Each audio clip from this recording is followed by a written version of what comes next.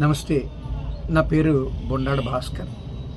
నేను health, life రెండింటి ఇన్సూరెన్సుల్లో అనలిస్ట్ని, అడ్వైజర్ని. మీ అందరికీ సుపరిచితమైన వ్యక్తిని.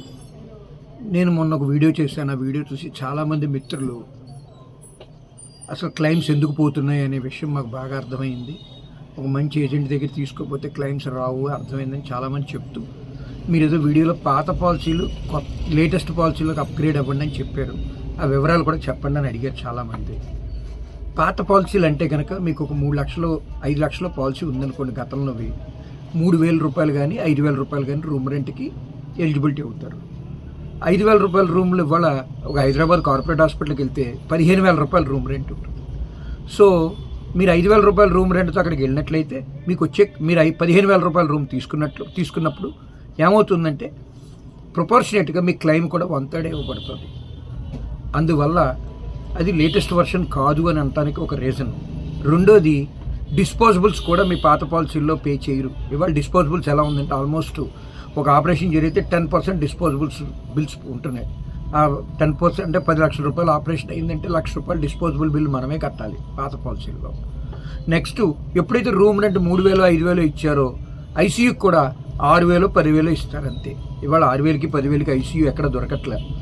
సో అందుకని మీ ఓల్డ్ పాలసీ నుంచి లేటెస్ట్గా అప్గ్రేడ్ అవ్వకపోతే ఇప్పుడు వచ్చే రోగాలు కూడా పెద్ద పెద్ద రోగాలు వస్తున్నాయి. డెంగ్యూ ఫీవరే తీసుకోండి. మీకు 2020 అక్టోబర్లో తీసుకుంటే 10,000 రూపాయలు అయితే ట్రీట్మెంట్ అయిపోయేది. ఇవాళ డెంగ్యూ ఫీవర్ వస్తే 1,50,000 నుంచి 2 లక్షలు అవుతుంది.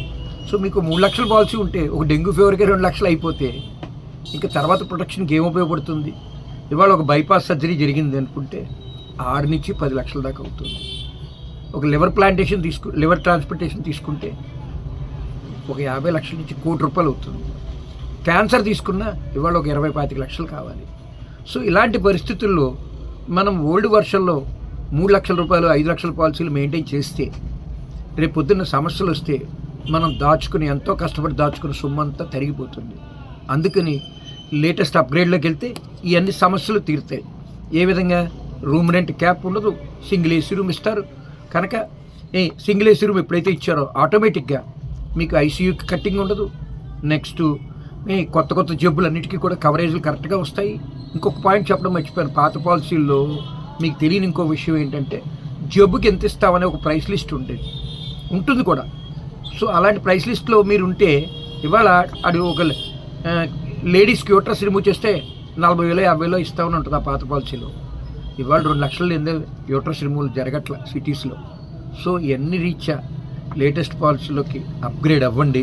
మీకు ఇంకా ఏమైనా ప్రాబ్లమ్స్ ఉన్నా నాతో డైరెక్ట్గా సంప్రదించవచ్చు. 9398027675. అంతేకాదు, మీకు ఏమైనా పాలసీల విషయంలో, పాత పాలసీల విషయంలో, మీకు క్లెయిమ్స్ విషయంలో కానీ, సలహాల విషయంలో కానీ నా దగ్గర తీసుకోకపోయినా ఎప్పుడైనా సరే నన్ను సంప్రదించవచ్చు. నేను మీకు సలహాలు ఇవ్వడానికి నేను ఆల్వేస్ రెడీగా ఉంటాను. నమస్తే.